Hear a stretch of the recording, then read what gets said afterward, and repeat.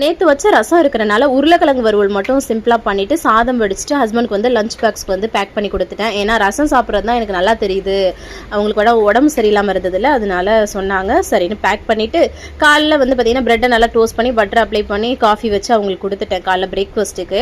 அதுக்கப்புறமா ஆன்லைனில் கொஞ்சம் வெஜிடபிள்ஸ் பட்டர்லாம் காலி ஆகிடுச்சு, அதெல்லாமே கொஞ்சம் ஆர்டர் பண்ணியிருந்தோமா. கொஞ்சம் எனக்கு வந்து குழந்தைங்கள வச்சுட்டு போய் வாங்குறது கொஞ்சம் கஷ்டமாக இருக்கும். இந்த மாதிரி ஆன்லைன்லேயும் சேம் ரேட்லேயே கிடைக்கிது.